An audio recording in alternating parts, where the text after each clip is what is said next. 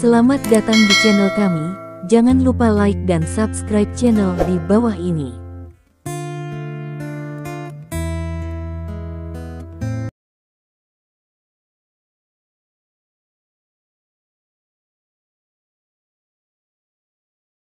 Bab 981.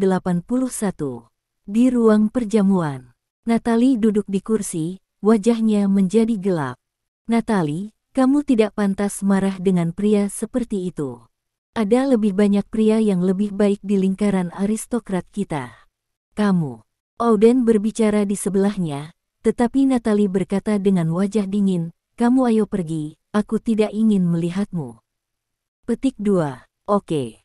Auden mengira Natalie masih marah, dia mengangkat bahu dan berkata, aku pergi sekarang, Natalie, kuharap kamu kuat dan kuharap kamu tidak dibodohi oleh Stephen Lin, orang-orang dari kerajaan panjang, orang-orang dari kerajaan panjang seperti kata-kata manis, kamu harus ingat. Petik 2. Ayo pergi. Natalie memarahi. Auden tersenyum, lalu berbalik dan pergi. Melihat Auden pergi, kemarahan di wajah Natalie langsung menghilang, dia menghela nafas dan berjalan ke jendela untuk melihat keluar. Di luar jendela, yang bisa dia lihat hanyalah lampu belakang mobil. Ternyata ini jalan keluarnya, kata Natalie melankolis pada dirinya sendiri. Dia telah menebak bagaimana Stephen Lin akan keluar. Bagaimanapun, cinta di antara mereka berdua disaksikan oleh banyak orang, dan mereka bahkan menetapkan tanggal pernikahan. Jika mereka putus tanpa alasan, itu pasti akan menimbulkan kecurigaan semua orang. Tidak ada yang akan menemukan beberapa petunjuk. Saat ini, Stephen Lin menggunakan metode seperti itu untuk mencapai tujuan putus. Reputasi Natalie sendiri tidak rusak sama sekali, dan dia telah ditempatkan pada posisi korban, sementara Stephen Lin sendiri telah melawan semua kesalahannya. Bagi Natalie, ini jelas cara yang bagus untuk putus, tapi karena cara seperti itu, Natalie merasa berutang budi pada Stephen Lin. Saat ini, ponsel Natalie tiba-tiba bergetar. Natalie mengangkat telepon dan melihatnya, dan menemukan bahwa itu adalah pesan dari Stephen Lin. Kamu seharusnya menamparku sekarang, kata Stephen Lin. Melihat berita ini, Natalie terdiam cukup lama. Mengapa dia tidak tahu bahwa tamparan di wajahnya bisa berbuat lebih banyak, tetapi berpikir bahwa Stephen Lin mengorbankan dirinya untuk membuat dua orang bahagia, dia tetap tidak bisa menamparkan tamparan itu, dan dia bahkan tidak memiliki cukup keberanian untuk mengatakannya. Beberapa kata yang menentukan, apa yang saya katakan sebelumnya sudah menjadi batasnya. Kamu memiliki perjalanan yang baik. Natalie membalas pesan seperti itu setelah lama terdiam. Stephen Lin menjawab dengan sederhana. Natalie meletakkan ponselnya dan berjalan menuju pintu masuk ruang perjamuan. Saat dia berjalan ke pintu, Natalie melihat ayahnya, Ryan Portman. Ayah, teriak Natalie. Ryan Portman memandang Natalie dan berkata, apakah ini keputusan akhir antara kamu dan Stephen Lin? Natalie membeku sesaat, lalu menatap ayahnya. Ryan Portman menatapnya dengan tenang, mata itu sepertinya telah melihat semuanya. Kami tidak cocok bersama, kata Natalie. Tapi dia bersamamu dan bisa membantumu menjadi adipati Bohemia yang hebat dengan lebih baik dan lebih aman, kata Ryan Portman. Ayah, aku sedikit lelah, aku istirahat dulu. Natalie menghela nafas dan berjalan melewati Ryan Portman. Ryan Portman menatap putrinya dan sedikit mengernyit. Di sisi lain, Stephen Lin sedang duduk di mobil bersama Ye San, dan dia menelepon dengan ponselnya. Sudah waktunya untuk bertindak, kata Stephen Lin. Ya, pada saat yang sama, di jalan pegunungan tertentu di negara kincir angin. Konvoi yang membawa mesin litografi bergerak maju dengan cepat. Saat ini, mobil terdepan berhenti tiba-tiba. Di depan mobil, tumpukan batu menghalangi jalan. Sekelompok pengawal dengan peluru tajam keluar dari mobil, ada yang bertugas menjaga, ada pula yang bertugas membuang batu. Di bawah malam, sekelompok sosok melewati pegunungan dan hutan terdekat, dan kemudian bergegas menuju konvoi. Tembakan terdengar. Kerajaan Ruan. Stephen Lin meletakkan teleponnya dan berkata kepada Ye San, "Kamu tunggu aku di pesawat, dan aku akan mengurus sesuatu." Petik 2. Sekarang, Ye San bertanya dengan heran. Kata Stephen Lin, membuka pintu mobil, melompat dari mobil yang bergerak, dan menghilang di depan Ye San. Ye San buru-buru membungkuk ke jendela untuk melihat keluar di bawah malam, dia tidak bisa melihat apa-apa. Tempat lain. Auden sudah menaiki mobil dan meninggalkan Bohemia Manor. Stephen Lin, kamu punya hari ini juga. Aku tidak bisa mendapatkan Adipati Bohemia, dan kamu tidak ingin menjadi lelaki Adipati Bohemia, hahaha. Auden bergumam dengan bersemangat. Sebelum konfrontasinya dengan Stephen Lin dia selalu dirugikan, dan kali ini dia akhirnya menghancurkan hubungan antara Stephen Lin dan Natalie dengan tangannya sendiri. Dia sangat bersemangat. Mobil melaju menuju pusat kota dengan cepat. Auden mengambil ponselnya dan mengirimkan semua yang terjadi pada teman-temannya malam ini, lalu meminta teman-temannya untuk menyebarkan hal tersebut ke dunia luar. Selama cukup banyak orang mengetahuinya, bahkan jika Natalie ingin memaafkan Stephen Lin, tidak ada yang bisa dia lakukan. Pada saat ini, sesosok tubuh tiba-tiba turun dari langit dan mendarat dengan keras di kap mobil Auden. Ledakan. Dengan suara keras, seluruh mobil berhenti seolah-olah telah dipaku ke tanah. Inersia yang kuat menyebabkan Auden terhempas ke depan tak terkendali. Ada musuh. Pengawal Auden yang menghabiskan banyak uang di barisan depan langsung bereaksi, membuka pintu dan bergegas keluar. Tapi saat berikutnya, teriakan datang dari luar mobil. Auden dibuat berantakan saat ini, dan sebelum dia sempat bereaksi, dia mendengar ledakan keras, dan pintu di sampingnya dibuka dengan kekuatan kasar. Sebuah tangan besar masuk dari pintu, mencengkeram leher Auden, dan menarik Auden keluar dari mobil. Auden menjerit, dan langsung terlempar ke tanah. "Jangan bunuh aku," teriak Auden bersemangat. Pihak lain tidak segera bergerak, tetapi berdiri diam dan menatapnya. Auden berhenti berteriak dan menatap pihak lain dengan hati-hati. Melihat hal tersebut, Auden tercengang. "Itu kamu." Auden memandang pihak lain dengan tidak percaya. Dia tidak pernah menyangka bahwa penyerangnya adalah Stephen Lin. "Kita bertemu lagi." Stephen Lin menyeringai. "Apa yang akan kamu lakukan?" "Sepertinya aku tidak memiliki kebencian yang mendalam denganmu," kata Auden bersemangat. "Kamu membeberkan perselingkuhanku dengan sekretarisku, kamu bilang kita tidak memiliki kebencian yang mendalam." Stephen Lin bertanya dengan bercanda. Aku tidak membeberkan ini. Kamu menemukan orang yang salah." Seseorang melihatnya dan memberi tahu Natalie. "Jelas Auden." "Benarkah?" Stephen Lin bertanya. "Memang benar, jika kamu tidak percaya padaku, aku bisa membawamu untuk menemukan orang itu," kata Auden. "Itu tidak perlu, toh itu hanya alasan." Stephen Lin tertawa. "Permisi." Auden membeku sejenak. "Alasan untuk membunuhmu," kata Stephen Lin, mengangkat tangannya dan menjabatnya. Sebuah batu ditembakkan dari tangan Stephen Lin dan langsung mengenai kepala Auden. Tubuh Auden bergetar hebat, lalu langsung jatuh ke tanah, tanpa jejak kehidupan. Stephen Lin menatap tubuh Auden dengan dingin, lalu berbalik dan pergi. Bandara. Jet pribadi Stephen Lin telah mendapat izin untuk lepas landas. Ye San sedang duduk di kabin, menatap keluar jendela.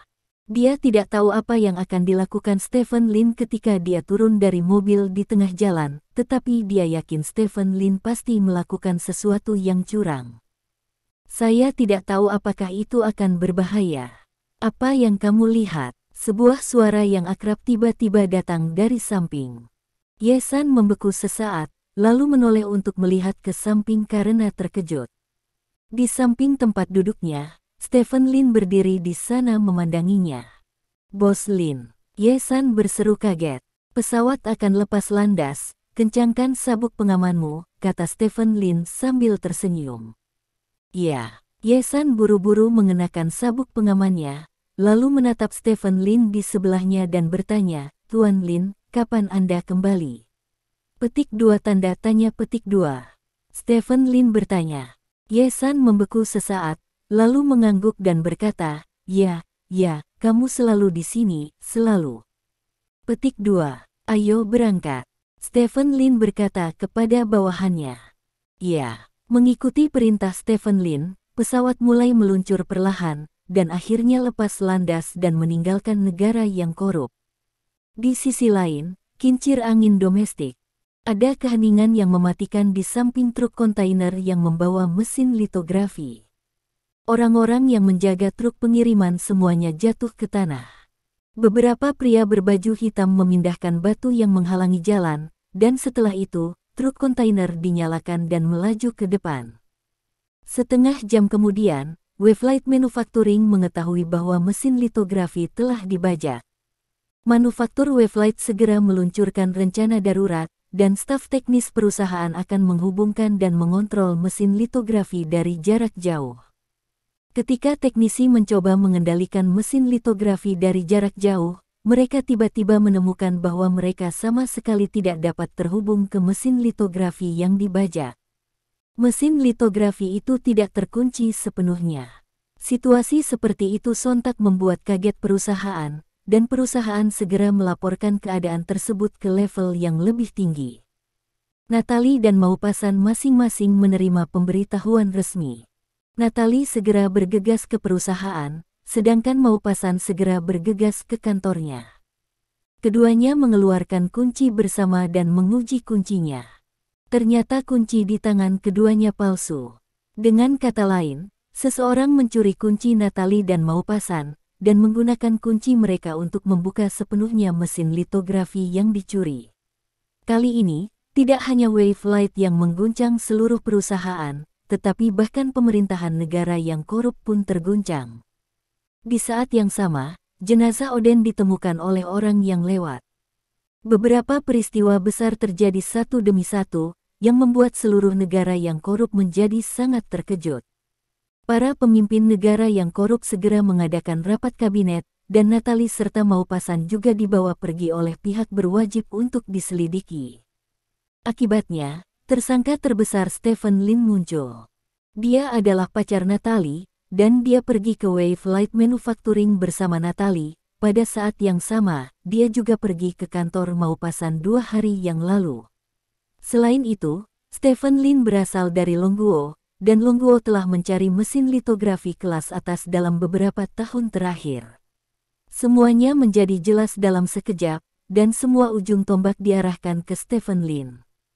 Tapi saat ini, Stephen Lin sudah terbang dari langit ke Eropa. Bab 982.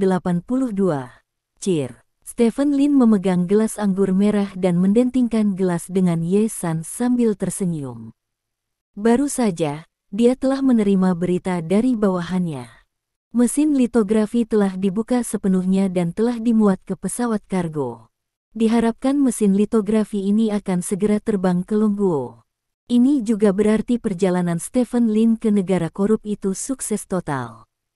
Cheer. Ye San mendentingkan gelas dengan Stephen Lin dengan sikap bermartabat, lalu meminum anggur merah di gelas. Bos, ada berita dari pejabat negara korup, berharap kita bisa mengubah arah dan kembali ke negara korup untuk menerima penyelidikan mereka. Seorang bawahan berjalan ke arah Stephen Lin dan berkata, beritahu mereka bahwa ada masalah mendesak di rumah, jadi pergilah ke sana saat kamu bebas, kata Stephen Lin. Ya, bawahan itu mengangguk, berbalik dan pergi. Stephen Lin menyesap anggur merah sambil tersenyum, dan berkata kepada Ye San, ketika saya kembali ke China, saya akan berinvestasi dalam sebuah film. Maka Anda bisa menjadi pahlawan wanita. Petik 2. Hah. Ye San tertegun sejenak, saat bingung melihat Stephen Lin. Film ini akan diinvestasikan atas nama grup Lin. Saat itu, semua orang secara alami akan tahu bahwa saya mendukung Anda. Saya juga akan mengatur beberapa aktor lama untuk bermain dengan Anda. Bahkan jika Anda tidak bisa berakting, saya bisa membuatmu populer, kata Stephen Lin. Mendengar kata-kata Stephen Lin, Ye San mengenang, memandang Stephen Lin dengan penuh semangat dan berkata, "Bos Lin, apakah ini benar?" Petik 2. Terima kasih, Tuan Lin. Ye San meraih tangan Stephen Lin dengan penuh semangat, seluruh wajahnya memerah karena terlalu bersemangat. Untuk pendatang baru seperti dia, memulai adalah hal yang paling sulit. Jika ada modal besar seperti grup Lin untuk mendukungnya, maka dia tidak ada bedanya dengan memasang ketapel elektromagnetik. Ini lepas landas. Dia awalnya ingin menjadi kenari Stephen Lin, dan kemudian mendapatkan lebih banyak sumber daya untuk membantunya sukses. Tanpa diduga, Stephen Lin langsung menyelamatkan langkah pertama dan membuka jalan baginya sampai akhir. Ini dia, saya bahkan tidak berani memikirkannya. Kamu tidak perlu berterima kasih padaku, ini semua penghasilan tenaga kerjamu, kata Stephen Lin. Aku tidak melakukan apa-apa, kata Ye San. Sebenarnya, dia benar-benar tidak melakukan banyak hal selama perjalanan ke kerajaan reruntuhan ini, dan dia hanya memuji Stephen Lin pada saat-saat kritis, dan membantu Stephen Lin berakting dalam drama, The. Tidak ada. Stephen Lin melambaikan tangannya dan berkata, tidak perlu banyak bicara, saya telah membuka jalan bagi Anda, dan terserah Anda untuk pergi kemanapun Anda pergi. Petik 2. Saya tahu Bos Lin, saya tahu. Ye San mengulangi mengangguk, dan kemudian berkata, Bos Lin, jika Anda membutuhkan saya di suatu tempat di masa depan, tanyakan saja, dan saya akan melakukan yang terbaik. Petik 2. Saya mungkin tidak akan banyak menggunakan Anda, tetapi saya punya saran untuk Anda. Kata Stephen Lin. Katakan padaku, kata Ye San. Air di industri hiburan sangat dalam, dan banyak orang di dalamnya ingin memanjat. Tidak terlalu berlebihan menggunakan tubuh Anda sendiri sebagai alat tawar-menawar, tetapi Anda juga harus memahami kebenaran, semakin berharga Anda bisa, jangan, semakin berharga kamu. Tidak ada yang akan benar-benar mengingatnya, kata Stephen Lin. Setelah mendengar kata-kata Stephen Lin, Ye San terkejut sesaat. Dia secara alami tahu bahwa yang dibicarakan Stephen Lin adalah bahwa dia menawarkan untuk menjadi wanita Stephen Lin sebelumnya. Saya mengerti. Sebenarnya, Tuan Lin, saya tidak memperlakukan semua orang seperti ini. Saya telah bertemu dengan banyak produser, sutradara, dan investor, tapi hanya saya yang mengatakan itu kepada Anda, kata Ye San. Hanya untukku. Kenapa? Stephen Lin bertanya. Karena kamu menyelamatkanku. Aku merasakan rasa aman di dalam dirimu, kata Ye San. Oh. Stephen Lin mengangguk, memandang Ye San dan berkata, gadis kecil seusiamu seperti ini. Mereka mudah emosional dan pelupa. Petik 2. Mungkin. Ye San tersenyum masam, dan berkata, apapun yang terjadi, Tuan Lin, aku harus berterima kasih, kamu adalah dermawanku. Petik 2. Bantu aku menjaga orang tua itu dengan baik, kata Stephen Lin. Ye San secara alami tahu siapa lelaki tua yang dibicarakan Stephen Lin. Dia mengangguk dan berkata, saya pasti akan, guru memperlakukan saya dengan sangat baik, bahkan tanpa Anda, saya akan merawat guru dengan baik. Petik 2. Ya. Stephen Lin berkata dia meregangkan pinggangnya dan berkata, aku akan tidur sebentar. Petik 2. Oke. Ye San bangkit dengan bijaksana dan berjalan ke samping. Stephen Lin melihat keluar jendela, dan ada langit malam yang gelap di luar jendela. Stephen Lin tersenyum dan menutup matanya. Saat ini, di negara yang korup, baik Natalie maupun Maupassant menerima pertanyaan ketat, tetapi keduanya mengatakan tidak tahu kapan kuncinya diubah. Natalie adalah duke, dan Maupassant adalah wali kota, jadi tidak ada cara bagi pihak berwenang untuk benar-benar menyiksa keduanya untuk mendapatkan pengakuan. Yang terpenting, pejabat tersebut tidak percaya bahwa kedua orang tersebut akan disuap pada saat yang bersamaan, sehingga kemungkinan kunci mereka dicuri sangat tinggi. Namun, dengan pendalaman penyelidikan, para pejabat negara korup menemukan bahwa mesin litografi yang dikirim ke perusahaan supu di negara kincir angin seharusnya tidak dikirim malam ini, itu diberikan kepada perusahaan lain, tetapi karena ada yang mengganggu, mesin litografi dikirim ke negara kincir angin. Setelah penyelidikan, pejabat negara korup akhirnya memutuskan bahwa Auden yang memaksa perusahaan supu untuk bergabung dengan tim melalui jenderal tua yang tinggal di perusahaan manufaktur lampu gelombang, yang menyebabkan mesin litografi dikirim ke negara kincir angin. Malam ini, akhirnya dirampok di negara kincir angin. Situasi seperti itu membuat petugas mencurigai Auden mungkin terkait dengan kasus pembajakan mesin litografi ini, dan Auden juga merupakan orang kedua selain Stephen Lin yang mengenal Natalie dan Maupassant secara bersamaan, dan keduanya memiliki kesempatan untuk mendapatkan akses ke kunci tersebut. Rakyat. Dibandingkan dengan Stephen Lin, Auden lebih mungkin mendapatkan kuncinya, karena dia awalnya adalah eksekutif senior Wave Manufacturing, dan dia juga orang yang memegang kunci di Wave Manufacturing, dan Maupassant serta Auden memiliki hubungan pribadi yang sangat baik. Dalam keadaan seperti itu, Auden memiliki peluang lebih besar untuk mendapatkan dua kunci sekaligus. Menggabungkan faktor-faktor ini, ditambah dengan fakta bahwa Auden terbunuh, para pejabat negara yang korup telah membuat tebakan kasar. Seharusnya beberapa negara atau individu yang tidak dapat memperoleh mesin litografi membeli Auden, lalu membeli mesin litografi atas nama perusahaan supu, dan kemudian meminta Auden menggunakan hubungannya untuk membuat perusahaan supu mengantre. Mengirim mesin litografi yang seharusnya dikirim ke negara parfum ke perusahaan supu malam ini, dan seseorang melakukan persiapan terlebih dahulu dalam perjalanan ke perusahaan supu, dan akhirnya berhasil membajak mesin litografi tersebut, dan Auden menggunakan kemampuannya untuk mengganti kunci asli dengan kunci palsu, dan akhirnya berhasil membantu pihak lain melepaskan sepenuhnya mesin litografi yang dicuri dari kendali. Dan Auden sendiri dibungkam setelah urusan itu berhasil. Ini adalah spekulasi resmi dari negara yang korup tentang semua masalah ini. Tentu saja, mereka memiliki spekulasi lain, yaitu Stephen Lin menggunakan metode serupa untuk melarikan diri dengan mesin litografi dan kemudian mencuri kuncinya. Namun, yang pertama ini ada terlalu sedikit bukti untuk kedua spekulasi tersebut, dan tidak ada cara untuk menjelaskan mengapa Auden dibunuh, sehingga spekulasi ini untuk sementara dikesampingkan. Pagi-pagi sekali, Natalie meninggalkan kantor pemerintahan dan kembali ke kediamannya. Saat ini, dia hampir tidak memiliki kecurigaan, sedangkan untuk Maupassant masih ada beberapa kecurigaan, karena selama pemeriksaan terhadapnya, petugas menemukan bahwa dia telah menerima suap dari Auden. Hal-hal lama ini tidak akan berdampak banyak pada Maupassant, tetapi karena kejadian seperti itu, semua hal ini digali, dan secara resmi dicurigai bahwa ini mungkin terkait dengan pencurian kunci Maupassant.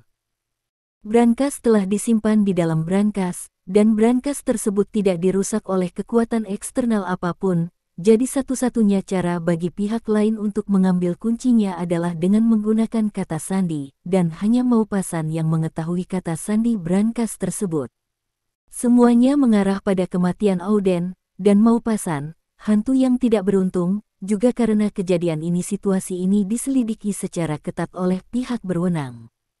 Saat pesawat Stephen Lin mendarat di bandara kota Haixia, hari sudah sore di kota Haixia.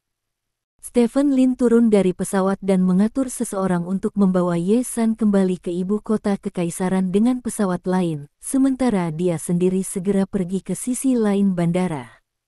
Di sini, pesawat kargo yang terbang dari Windmill Country sudah lama parkir di sini. Sebuah truk kontainer diparkir di sebelah pesawat kargo.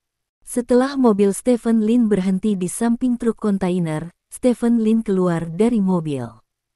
Ada banyak orang yang berdiri di samping truk kontainer, semuanya adalah bawahan Stephen Lin. Stephen Lin melangkah maju, dan sebelum dia dapat berbicara dengan bawahannya, dia mendengar deru mobil datang dari kejauhan. Stephen Lin menoleh untuk melihat, dan melihat mobil dengan logo naga datang dengan cepat dari kejauhan. Stephen Lin mengangkat alisnya sedikit, mengisyaratkan bawahannya untuk tidak bergerak gegabah. Mobil dengan cepat melaju ke Stephen Lin. Stephen Lin memberi isyarat kepada bawahannya untuk tidak bertindak gegabah. Setelah mobil Longzhu berhenti, sekelompok orang keluar dari mobil. Yang terdepan ternyata adalah Sun Lao Sun Haiseng. Yan Su, komisaris khusus klan naga di Provinsi Jinmin, mengikuti di belakang Sun Haiseng, dan ada lebih dari selusin anggota staf klan naga. Mengetahui takdir, selamat atas pengabdianmu yang luar biasa kepada negara. Sun Haiseng berjalan ke arah Stephen Lin sambil tersenyum dan berkata, "Tuan Sun, mengapa saya melayani negara?" Stephen Lin bertanya dengan heran. "Ada apa? Kamu masih ingin menyembunyikannya saat ini? Apakah kamu ingin mengejutkan kami?" Tanya Sun Haiseng. "Aku tidak tahu apa yang dibicarakan orang tuamu." Stephen Lin mengangkat bahu. "Hahaha, pura-pura saja, siapa yang tidak tahu? Kamu membeli mesin litografi kelas atas dari Fuguo. Sekarang mesin litografi ini ada di dalam mobil ini, kan?" Sun Haiseng menunjuk ke truk kontainer di sebelahnya dan berkata, "Tuan Sun, dari mana Anda mendapatkan beritanya? Kapan saya mendapatkan mesin litografi?" Stephen Lin bertanya dengan heran. "Stephen, meskipun kamu melakukan hal ini dengan sangat diam-diam, eyeliner klan naga kami ada di seluruh dunia. Kamu dapat menyembunyikannya dari negara busuk, tetapi kamu tidak dapat menyembunyikannya dari kami. Kami memiliki bukti akurat bahwa mesin litografi yang negara busuk dirampok mesinnya ada di tanganmu, ada di mobil ini sekarang. Jangan sembunyikan, serahkan, itu sumber daya strategis negara." Sun Haiseng berkata dengan serius. "Oh, bagaimana jika saya tidak membayar?" Stephen Lin bertanya dengan enteng. "Tidak." Sun Haiseng mengerutkan kening, dan berkata, "Kalau begitu, kamu bukan Dragon Countryman yang memenuhi syarat." Bab 983. Suasana di tempat kejadian tiba-tiba menjadi tegang. Tidak ada yang menyangka Stephen Lin akan memberikan jawaban seperti itu, dan tidak ada yang menyangka Sun Haiseng akan memberikan topi seperti itu pada Stephen Lin. Bukan Dragon Countryman yang berkualitas. Bukankah itu berarti Stephen Lin bukan dari kerajaan naga? Bawahan Stephen Lin semua menatap Sun Haiseng dengan dingin. Mereka tidak peduli siapa orang di depan mereka, mereka hanya tahu bahwa orang ini tidak menghormati bos mereka dalam kata-kata. Selama Stephen Lin memberi perintah, mereka akan segera buru-buru ke Sun Haiseng, orang tua ini. Stephen Lin memandang Sun Haiseng dengan acuh tak acuh dan berkata, "Tuan Sun, tidak masuk akal untuk memprovokasi saya dengan sengaja. Seperti yang saya katakan, wadah ini bukan mesin litografi." Petik 2 titik. "Bagaimana jika bukan setelah dibuka?" Stephen Lin bertanya. "Jika tidak, maka saya minta maaf kepada Anda, tetapi jika iya, maka saya juga meminta Anda untuk menyerahkan mesin litografi ini kepada saya, dan saya akan mengirimkannya ke studio mutakhir negara, sehingga dapat melayani negara," kata Sun Haiseng. "Kalau begitu, kamu akan mengambil pujian, kan?" Stephen Lin bertanya. "Baik kredit atau tidak, itu semua untuk negara," kata Sun Haiseng.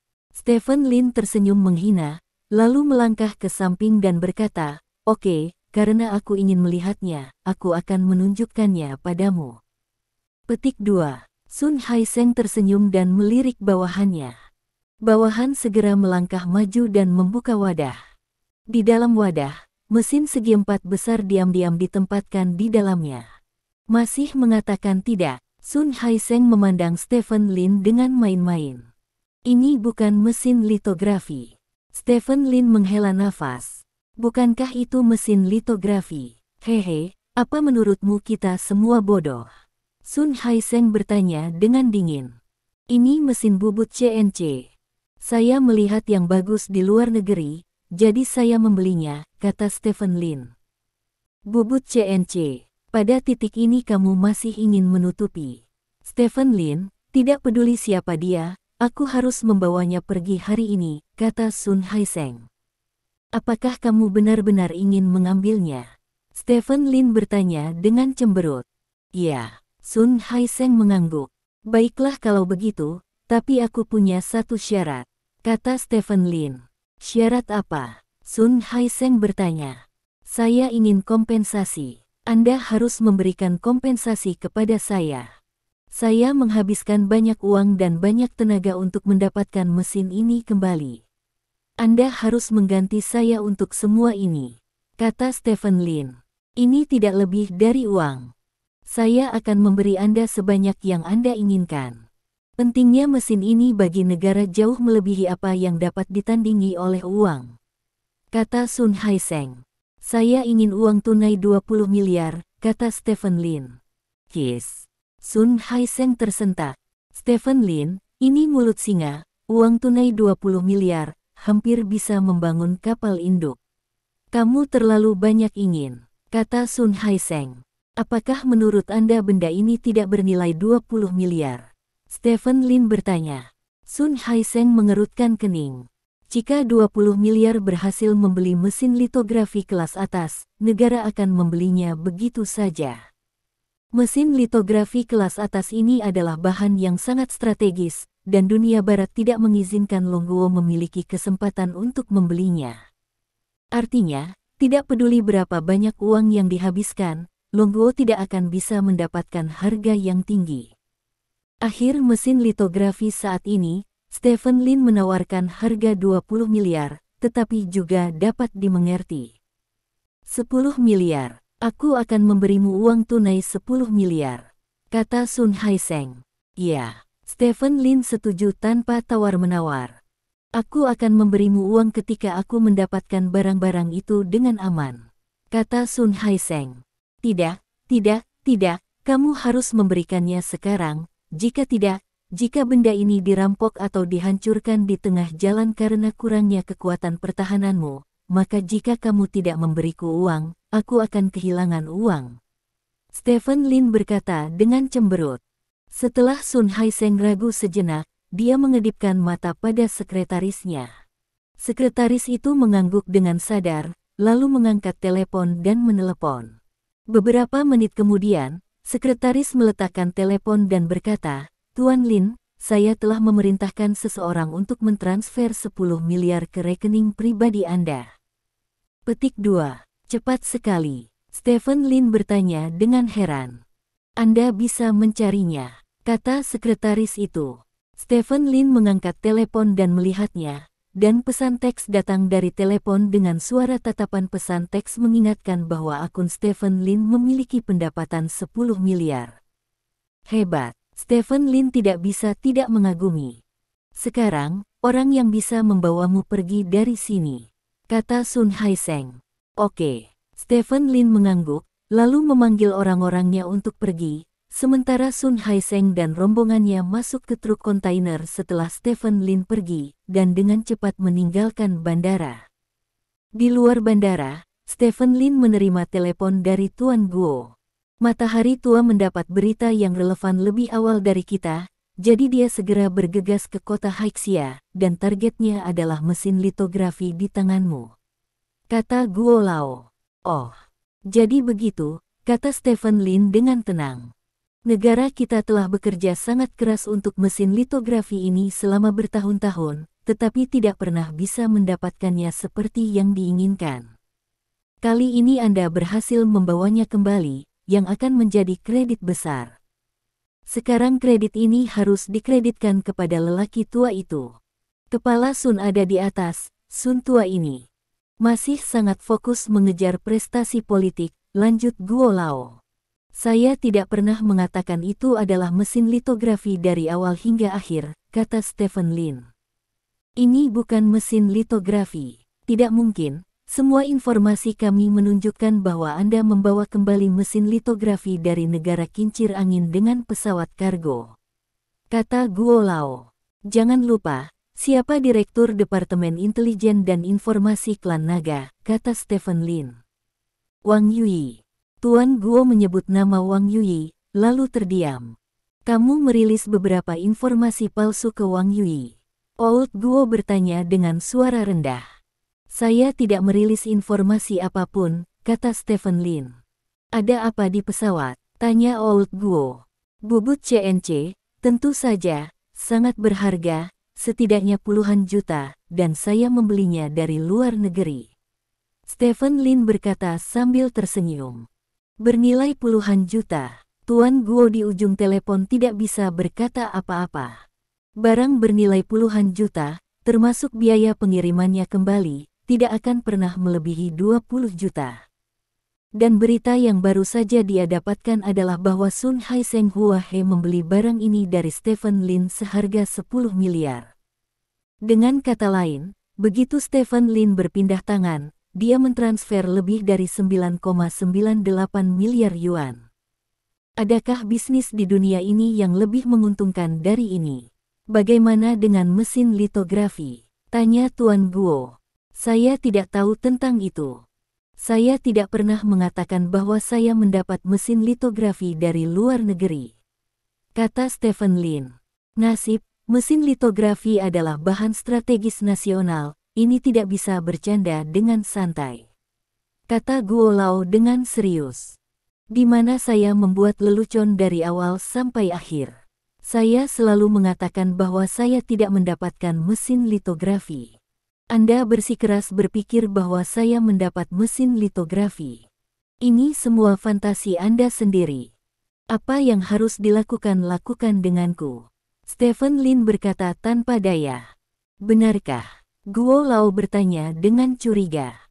Setidaknya belum, kata Stephen Lin. Kapan itu? Guo Lao bertanya. Ketika saya merasa lebih baik suatu hari nanti, saya yakin saya akan berada di sana. Kata Stephen Lin sambil tersenyum. Apakah kamu masih menyalahkanku? Tanya Tuan Guo. Bagaimana kamu bisa bilang aku tidak menyalahkanmu? Aku akan menikah, tapi kamu mengacaukannya, dan pacarku juga mengacaukannya. Kamu bilang aku tidak menyalahkanmu, siapa yang kamu salahkan? Stephen Lin bertanya dengan bercanda. Aku juga melakukannya untuk kebaikanmu sendiri. Kamu memiliki kemampuan untuk menjadi pahlawan di negara ini, jadi mengapa tidak melakukannya? Kata Guo Lao. Pahlawan. Pahlawan ada di bandara diblokir oleh orang-orang dari klan naga dan memaksanya menyerahkan barang-barangnya ke puncak klan naga. Stephen Lin bertanya. Tuan Guo diam, tidak dapat membantah Stephen Lin. Mungkin orang tuamu benar-benar untuk negara, tetapi naga tingkat tinggi itu tidak berpikir demikian. Pikirkan tentang itu, aku baru saja mendarat ketika Tuan Sun datang ke bandara, seberapa rajin dia berlari. Apa yang disebut untuk negara, tidak lebih dari menjadi modal politik mereka pada akhirnya. Saya telah melihat melalui ini, jadi jangan suruh saya menyerahkan mesin litografi. Mungkin pulang. Stephen Lin berkata dengan dingin. Guo Lao berkata. Ayo kita lakukan ini dulu. Stephen Lin berkata, dan menutup telepon. Ini adalah harga untuk pernikahan burukmu. Stephen Lin berkata dengan dingin pada dirinya sendiri. Mobil melaju dengan cepat ke grup Lin, dan tiba di bawah gedung markas grup Lin di kota Haixia dalam 10 menit. Karena Stephen Lin telah mengalihkan fokus pekerjaannya ke ibu kota kekaisaran, jadi pada saat ini grup Lin terlihat sedikit tertekan. Stephen Lin berdiri di bawah, melihat bangunan di depannya. Bangunan ini dulunya adalah mimpinya, dan dia berfantasi bahwa dia bisa menjadi pemilik gedung ini suatu hari nanti. Kemudian dia akan mati tanpa penyesalan, dan sekarang, dia tidak hanya menjadi pemilik gedung ini, dia sudah memiliki keluarga Lin di ibu kota kekaisaran, dan dia juga memiliki cabang yang kuat dari grup Lin di kota Xiahai. Bangunan ini tiba-tiba tampak kecil saat ini. Stephen Lin tidak memasuki gedung. Setelah berdiri di bawah sebentar, dia berbalik dan berjalan menuju jalan pejalan kaki terdekat. Setelah berjalan lama, Stephen Lin sampai di pintu restoran yang sudah dikenalnya. Sismel Wang Yutian. Ini adalah cabang restoran Sismel di kota Haixia, dan kokinya adalah teman lama Stephen Lin, Tian Xinyu. Sudah waktunya makan siang di sore hari, Stephen Lin masuk ke restoran dan menemukan bahwa restoran itu penuh dengan tempat duduk. Dengan sapaannya, tidak ada seorang pun di dunia bawah tanah kota Haixia yang berani datang ke restoran ini untuk melakukan sesuatu, dengan reputasinya yang baik, restoran ini telah menjadi restoran selebritas internet di kota Haixia. Tuan, Anda harus mengantri untuk makan malam. Seorang pelayan datang dan berkata sambil tersenyum. Oke, beri aku tanda, kata Stephen Lin. Pelayan segera menyerahkan tanda kepada Stephen Lin, dan Stephen Lin membawa tanda itu ke pintu dan duduk di belakang antrian. Matahari terbenam dan angin laut bertiup di wajahnya. Suasana hati Stephen Lin menjadi sangat damai. Bab 984. Tampaknya hanya di kota Haixia Stephen Lin dapat benar-benar bersantai. Ini adalah kampung halamannya, tempat tinggal kenangan masa kecil dan masa mudanya. Meskipun hal-hal buruk dalam ingatan menyumbang sebagian besar, itu tetap tidak mencegah Stephen Lin untuk memikirkannya dari waktu ke waktu. Namun, ketika Stephen Lin melihat sekeliling, dia menemukan bahwa ada sedikit orang di sekitarnya. Ini adalah jalan pejalan kaki tersibuk di kota Haixia, dan sekarang adalah waktu libur. Banyak pekerja kerah putih yang pulang kerja akan memanfaatkan waktu libur untuk datang ke sini untuk berjalan-jalan, makan atau sesuatu sebelumnya kembali. Belum lagi orang banyak, setidaknya ada banyak orang, tapi sekarang hanya ada beberapa orang. Hei, perusahaan kita akan memberhentikan karyawan besok. Saya sangat berharap itu bukan saya. Sangat sulit untuk mencari pekerjaan sekarang. Petik 2. Seorang pemuda yang duduk di sebelah Stephen Lin menghela nafas. Perusahaan kita masih belum bisa membayar gaji bulan ini. Aku benar-benar tidak tahu harus berbuat apa. Seorang wanita di sebelah pemuda itu berkata tanpa daya. Stephen Lin melirik kedua orang di sampingnya, dan menemukan bahwa mereka semua adalah pekerja kantor berseragam. Apakah pasar tertekan baru-baru ini? Stephen Lin bertanya dengan rasa ingin tahu. Pria muda itu melirik Stephen Lin dan menemukan bahwa Stephen Lin tampak akrab, berpikir bahwa Stephen Lin juga bekerja di dekatnya. Jadi dia berkata, ada apa? Apakah tidak ada yang salah dengan perusahaanmu? Tidak. Stephen Lin bergetar kepalanya. Itu sangat bagus. Perusahaan kami memiliki masalah. Dikatakan bahwa beberapa waktu lalu orang asing menipu banyak bos dari uang mereka, menyebabkan rantai modal putus, yang mempengaruhi seluruh distrik bisnis kota Haixia. Dalam sebulan, beberapa perusahaan besar perusahaan bangkrut, kata pemuda itu. Oh, Stephen Lin tiba-tiba menyadari, dan teringat apa yang dikatakan Gu Feiyan sebelumnya. Beberapa bulan yang lalu, pria Tionghoa bernama James terlibat dalam pembiayaan di kota Haixia. Setelah menggelapkan dana puluhan miliar, dia menyumbangkan uang dan melarikan diri ke Stars and Stripes. Kota Haixia hanyalah kota tingkat ketiga dengan puluhan miliar dana setelah ditipu. Kawasan bisnis seluruh kota terkena dampak serius.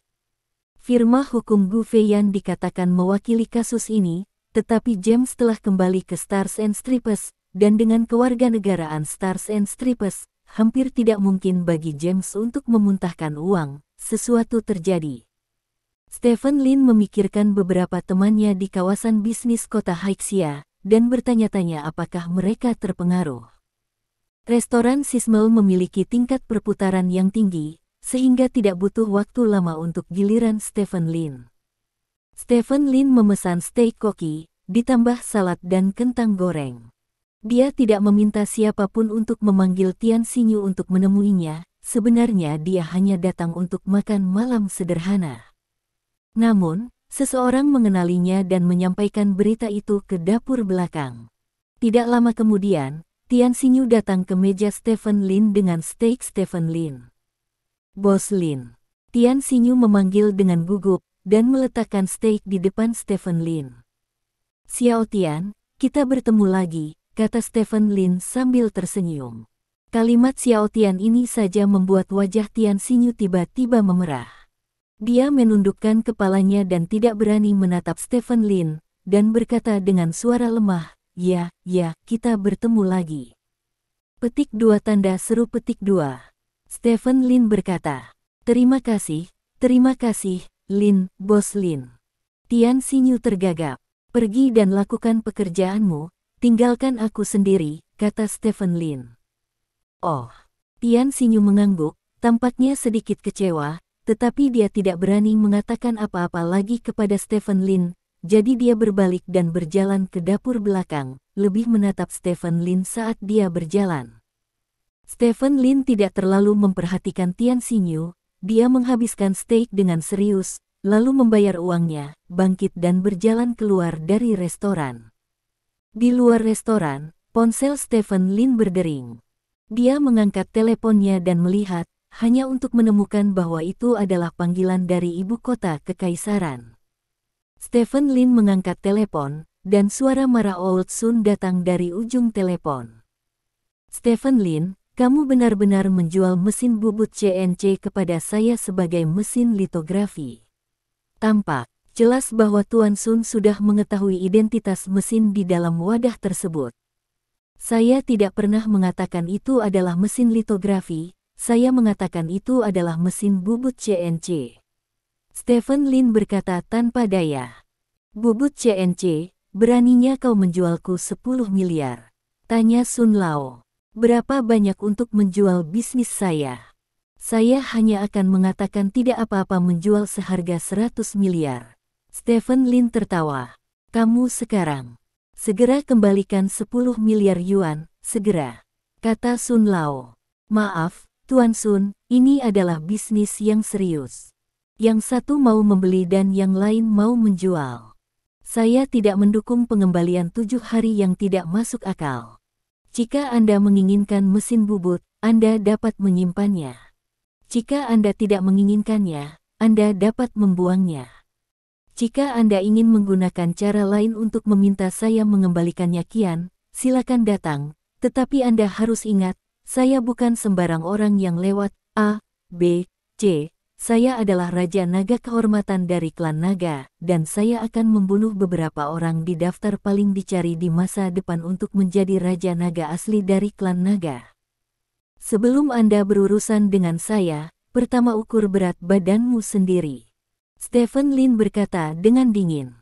Timbang berat badan Anda. Sudah puluhan tahun sejak Sun Haiseng mendengar ada orang yang mengatakan kata-kata arogan kepadanya. Sebagai salah satu pemimpin tertinggi klan Naga, satu-satunya orang yang berani mengatakan kata-kata seperti itu kepadanya adalah bangsawan, dan bangsawan tidak mau repot-repot mengatakannya. Jadi dalam keadaan normal, dia tidak akan pernah mendengar kata-kata seperti itu dalam hidupnya. Namun, dia mendengarnya hari ini, dan yang membuatnya merasa paling tidak nyaman adalah bahwa orang yang mengatakan ini, dalam kapasitasnya, sama sekali tidak dapat melakukan apapun padanya. Dengan sekali klik, Stephen Lin menutup telepon. Kulit Old Sun sangat jelek seolah-olah dia telah memakan seekor lalat. Old Sun, apa yang harus kita lakukan dengan mesin bubut ini? Bawahan itu bertanya dengan suara rendah. Apa yang harus saya lakukan?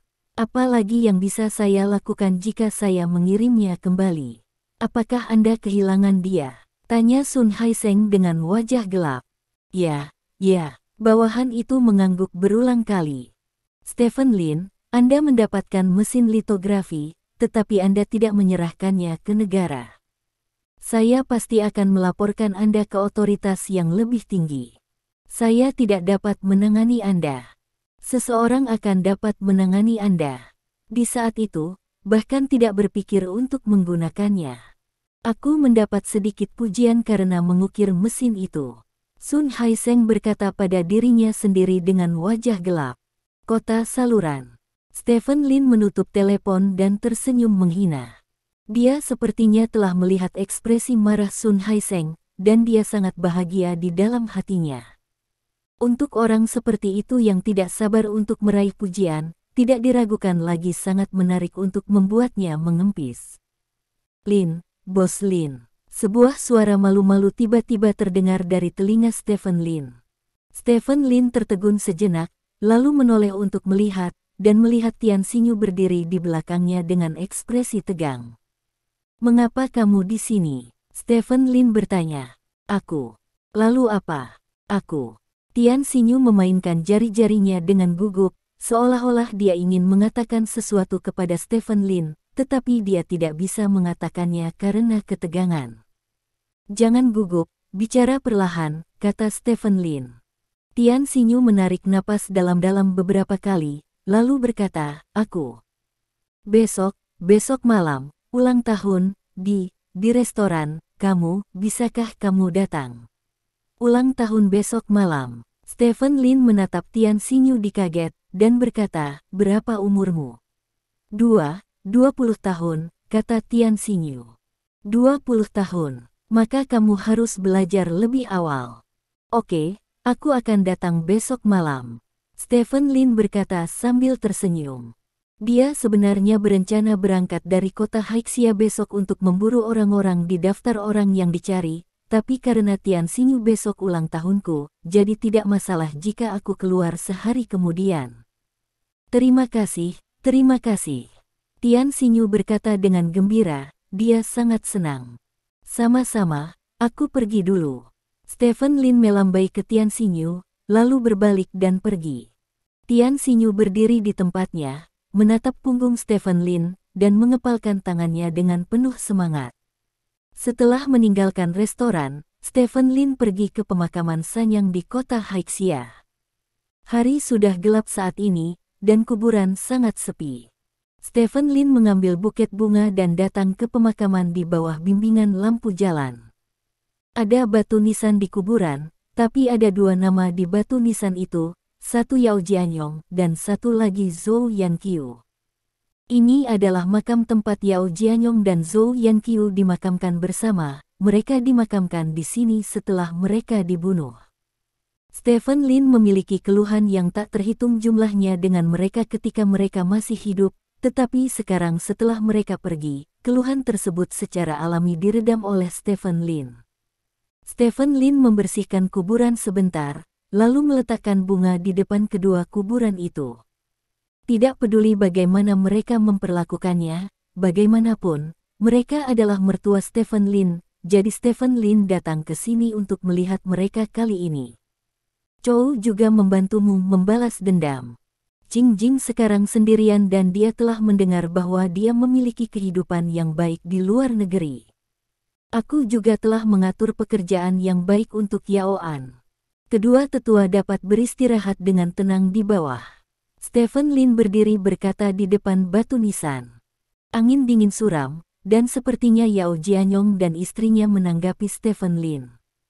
Setelah berdiri di depan kuburan sebentar, Stephen Lin berbalik dan pergi.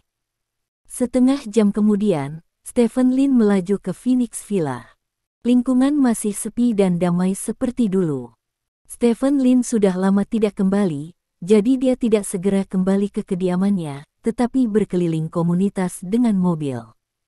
Berjalan berkeliling, Stephen Lin menemukan bahwa lampu banyak villa dimatikan, seolah-olah tidak ada yang tinggal di dalamnya. Stephen Lin sedikit terkejut, lalu kembali ke depan villanya. Begitu mobil berhenti, saya melihat beberapa truk datang dari samping. Stephen Lin berdiri di pinggir jalan dan melihat ke truk-truk itu, dan menemukan banyak perabotan di truk-truk itu. Ini untuk bergerak, Stephen Lin sedikit penasaran. Saat ini, sebuah Hyundai Elantra yang mengikuti truk berhenti di depan Stephen Lin. Jendela Elantra diturunkan, dan Stephen Lin melihat Xia Zhengzi yang berambut putih. Xia Zhengzi saat ini benar-benar berbeda dengan saat Stephen Lin bertemu beberapa bulan yang lalu. Xia Zhengzi saat itu bangga dengan angin musim seminya, tapi sekarang Xia Zhengzi terlihat seperti berusia 20 atau 30 tahun. Tidak hanya rambutnya abu-abu, lingkaran mata juga gelap, dan seluruh orang sangat kuyu. Bos Lin. Xia Zhengzi menatap Stephen Lin dengan heran. Lao Xia, apakah kamu pindah? Stephen Lin bertanya. Iya. Xia Zhengzi tersenyum kecut, dan berkata, saya menjual villa dan pindah kembali ke rumah leluhur sebelumnya. Petik 2. Ada apa denganmu? Stephen Lin bertanya dengan cemberut. Hei, itu semua James pada hari anjing itu. Petik 2. Bab 985. Phoenix Biayuan, di bawah lampu jalan yang redup. Stephen Lin memberi Xia Zhengzi sebatang rokok. Xia Zhengzi mengambil rokok itu dan memasukkannya ke mulutnya, Saat dia hendak menyalakannya, Stephen Lin menyalakan korek api dan menyerahkannya.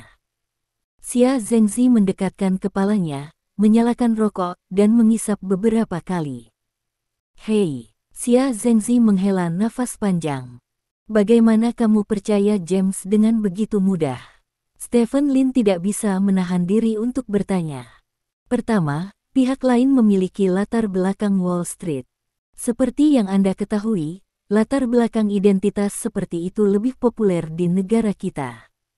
Kedua, metode operasi orang itu terlalu pintar. Dia mensponsori Longguo Good Voice sebelumnya, dan mengubah namanya menjadi Haixia Haosheng. Bahkan kota memuji dia untuk operasi ini. Apalagi dia telah aktif dalam lingkaran bisnis selama waktu itu. Keduanya memiliki wawasan bisnis yang sangat unik, sehingga kami semua tertipu olehnya, dan kami benar-benar berpikir dia ada di sini untuk memulai bisnis. Tentu saja, alasan terpenting adalah kami dibutakan oleh tingkat bunga yang tinggi. Hei, kata Xia Zhengzi, dan menghela nafas lagi. Berapa banyak orang di komunitas kita yang telah ditipu? Stephen Lin bertanya. Selain saya, ada beberapa orang lain, semuanya di komite bisnis. Rantai modal semua orang putus, dan villa hanya bisa dijual. Kita harus membayar kembali pinjaman bank terlebih dahulu, atau kita harus pergi ke pusat penahanan untuk tahun baru. Sudah hilang, kata Xia Zhengzi tanpa daya. Kamu Jianghu tua masih bisa ditipu, yang cukup untuk menunjukkan bahwa moralitas James masih sangat dalam. Kata Stephen Lin. Bukankah itu benar? Orang itu berpura-pura terlalu baik. Dalam pertemuan penawaran suara Longguo, dia langsung memenangkan hak penamaan dengan harga yang memecahkan rekor, dan dikatakan bahwa dia membayar jumlah penuh di tempat. Memikirkannya sekarang, hanya itu dia adalah umpan bagi kami, dan uang yang dia dapat dari kami puluhan kali lipat dari biaya penamaan. Sial, kata Xia Zhengzi, dan tidak bisa menahan diri untuk meludah ke tanah. Saya dengar Anda telah menyewa pengacara untuk mengajukan gugatan. Stephen Lin bertanya. Ya, tapi ini adalah gugatan lintas samudra, sulit untuk dilawan, dan Anda juga tahu bahwa ibu kota bintang dan garis adalah yang utama. James mengambil lebih dari 10 miliar dari sini, dan Anda pasti dapat menyewa yang terbaik. Di sana, tim hukum, gugatan ini mungkin memakan waktu beberapa tahun. Kita semua berutang pinjaman bank, bagaimana kita bisa menghabiskan waktu bersamanya? Sekarang yang kami maksud adalah cukup mengembalikan setengahnya kepada kami, dan kami tidak akan mengejarnya apa tanggung jawabnya. Selama dia dapat memulihkan sedikit darah, dia dapat bertahan dari masa yang paling sulit sekarang. Kata Xia Zhengzi, itu tidak murah untuknya. Jika demikian, dia bahkan tidak akan masuk dalam daftar paling dicari Interpol. Stephen Lin berkata dengan cemberut. Lalu apalagi yang bisa kita lakukan? Uangnya ada di sakunya sekarang, kita hanya bisa berkompromi. Kata Xia Zhengzi. Itu benar. Stephen Lin mengangguk. Orang itu sangat cantik di Stars and Stripes sekarang, dan dia telah menggunakan ini sebagai modal untuk pamer di lingkaran keuangan Stars and Stripes. Dia benar-benar pria yang menyebalkan, kata Xia Zhengzi dengan marah. Di Stars and Stripes, mereka hanya berbicara tentang hasil, bukan proses. Selama Anda menang, tidak masalah apakah Anda melanggar hukum atau tidak, kata Stephen Lin. Hei, tidak mungkin. Xia Zhengzi menggelengkan kepalanya. Pada saat ini, sebuah truk yang tidak jauh dari situ tiba-tiba membunyikan klaksonnya. Aku harus pergi, aku tidak bisa membiarkan orang menunggu, kata Xia Zhengzi, mengambil 2 isapan rokok dengan penuh semangat, lalu membuang rokoknya ke tanah dan menginjaknya. Di mana istrimu? Mengapa aku melihatmu sendirian? Tanya Stephen Lin. Dia tahu aku akan bangkrut dan kabur, kata Xia Zhengzi. Ah, Stephen Lin tertegun. Awalnya untuk uangku, dan aku tidak berharap dia berbagi kesulitanku denganku.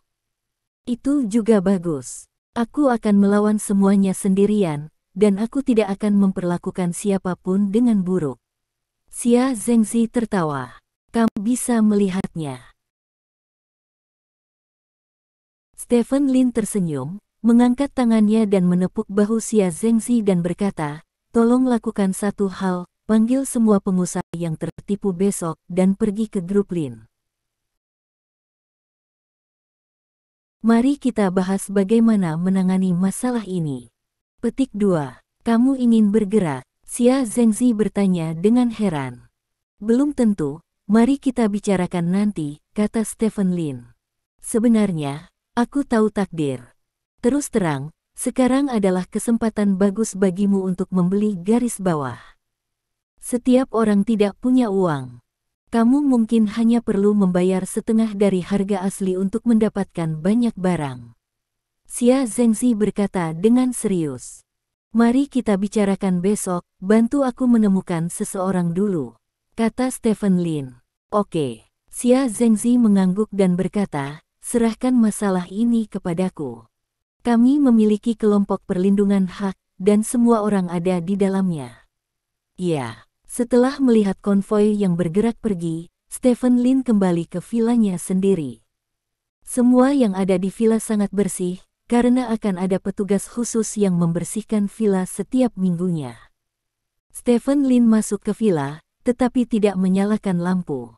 Cahaya bulan masuk dari jendela dan jatuh di sofa di ruang tamu, menimbulkan bayangan panjang di sofa.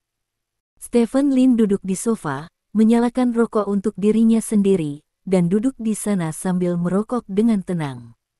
Saat ini, Stephen Lin tidak ada yang tahu apa yang dia pikirkan. Mungkin itu adalah masa lalunya dengan Yao Jingzai, atau bisa juga Gu Feiyan yang jaraknya tidak lebih dari 10 km darinya saat ini, atau bisa jadi Song Shiqing yang sudah terkenal di kalangan wanita di kota Xiahai, atau bisa juga Liu Ruyan, yang hampir membawanya ke situasi putus asa. Atau, dia tidak memikirkan apapun, tetapi hanya menikmati ketenangan di depannya. Setelah sekian lama, ponsel Stephen Lin di atas meja bergetar. Ada pesan yang masuk. Isi pesannya sangat sederhana, hanya beberapa kata. Saya telah tiba di ibu kota kekaisaran. Petik 2. Stephen Lin mengangkat teleponnya dan menjawab dengan dua kata, kirim. Petik 2. Ya, di ibu kota kekaisaran, di bawah kegelapan malam, sebuah truk kontainer sedang berjalan di jalan layang di sekitar kota. Di Institut Elektronik, Akademi Ilmu Pengetahuan China, akademisi Li Ming berganti pakaian biasa dan keluar dari institut setelah menyelesaikan pekerjaannya hari ini.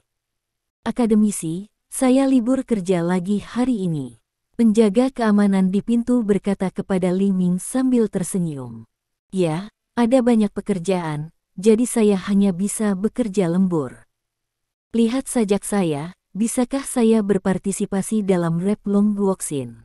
Li Ming berkata sambil tersenyum. Itu pasti, kamu berjalan pelan-pelan, kamu sudah bekerja keras, kata Satpam. Li Ming mengangguk, naik sepeda motornya dan meninggalkan institut. Li Ming berusia 50-an tahun ini, dia adalah seorang peneliti di lembaga penelitian dan seorang akademisi yang sangat muda di Akademi Ilmu Pengetahuan China. Dia berfokus pada penelitian elektronik. Di bidangnya, ia sudah dianggap sebagai sosok ulung, pernah meraih penghargaan penelitian ilmiah nasional, bahkan diwawancarai oleh orang-orang ningrat. Namun, untuk Li Ming, dia selalu menyesal, yaitu dia tidak pernah bisa membantu Longguo menghasilkan chip top dunia. Faktanya, ada semua lembaga penelitian teknis yang diperlukan, tetapi hanya ada satu hal yang hilang, yaitu mesin litografi, dan itu adalah mesin litografi mutakhir. Saat ini, mesin litografi terbaik buatan negara hanya pada level 85 nanometer, sedangkan mesin litografi tercanggih di dunia telah mencapai level 7 nanometer. Kesenjangan antara keduanya hanya dapat digambarkan sebagai perbedaan dunia. Dengan perbedaan mesin litografi yang begitu besar, kinerja chip yang dihasilkan tentu saja sangat berbeda. Celah chip langsung mengarah ke celah keseluruhan. Li Ming sedang mengendarai sepeda, merasakan angin bertiup melewati telinganya. Dengan statusnya sebenarnya sepeda motor tidak cocok, namun Li Ming menyukai perasaan mengendarai sepeda motor. Perasaan ini membuatnya melepaskan banyak tekanan. Saat ini, Li Ming merasakan getaran ponsel di tangannya. Dia memarkir mobilnya di samping, lalu melihat ponselnya dan menemukan bahwa itu dari lembaga penelitian. Akademisi Li, ada truk kontainer yang diparkir di tempat penelitian kami jadi pintunya tertutup, mengatakan bahwa mobil itu milikmu. Kata ujung telepon yang lain. Truk kontainer, benda-bendaku. Li Ming tertegun sejenak, dia tidak pernah membeli apapun yang perlu dimuat ke dalam gerobak hotpot, jadi dia bertanya, ada apa? Petik 2. Aku juga tidak tahu. Pihak lain mengatakan bahwa kamu harus membukanya sendiri. Ujung telepon yang lain berkata, oke, tunggu saja aku. Kata Li Ming, singkirkan ponselnya, putar mobil dan pergi ke lembaga penelitian. Tidak lama kemudian, Li Ming kembali ke lembaga penelitian dan melihat truk kontainer. Truk kontainer diparkir di pintu masuk lembaga penelitian. Penjaga keamanan sedang membawa barang-barang untuk diuji di truk kontainer, dan beberapa anggota staf lembaga penelitian juga berada di samping truk kontainer. Li Ming memarkir mobil dan berjalan ke depan truk kontainer. Akademisi Li, apa yang terjadi? Kamu beli sesuatu? Seseorang bercanda. Entahlah, aku tidak ingat membeli sesuatu yang besar. Li Ming berkata dengan curiga, melihat sekeliling, dan menemukan seseorang yang tidak dia kenal, jadi dia berjalan mendekat dan bertanya, apakah kamu mengirim ini? Petik 2. Akademisi Li, ini adalah hadiah dari patriark kita. Pihak lain menjawab, patriark Anda, siapa ini? Li Ming bertanya, sedikit bantuan. Saya harap Anda akan menerimanya. Pihak lain menjawab, kekuatan kecil. Bisakah Anda membukanya dan melihatnya? Li Ming bertanya. Tentu saja. Pihak lain mengangguk, lalu kembali ke mobil. Saat pihak lain menekan tombol, wadah itu otomatis terbelah dari kedua sisi. Semua orang mundur dengan cepat, lalu melihat wadah yang retak itu dengan rasa ingin tahu. Saat wadah dibuka sedikit demi sedikit, benda-benda di dalam wadah berangsur-angsur muncul di depan semua orang. Ketika mereka melihat benda itu, semua orang tercengang. Ini. Li Ming bergegas ke depan wadah dengan tak percaya, melihat benda-benda berbentuk kotak di atas, seluruh tubuhnya sudah gemetar. Akademisi Li, bukankah ini mesin litografi 7 nanometer? Seseorang bergegas ke Li Ming dan bertanya dengan penuh semangat. Aku belum yakin, aku akan naik dan melihatnya. Kata Li Ming, naik ke truk dan datang ke depan mesin litografi. Setelah dia memeriksa mesin litografi dengan hati-hati, matanya yang bersemangat menjadi merah. Benar, ini adalah mesin litografi 7 nanometer, mesin litografi 7 nanometer yang diproduksi oleh Wavelight. Teriak Li Ming bersemangat. Malam ini ditakdirkan untuk menjadi malam tanpa tidur bagi orang-orang di Institut Elektronik, Akademi Ilmu Pengetahuan China. Terima kasih. Sampai jumpa di bab selanjutnya.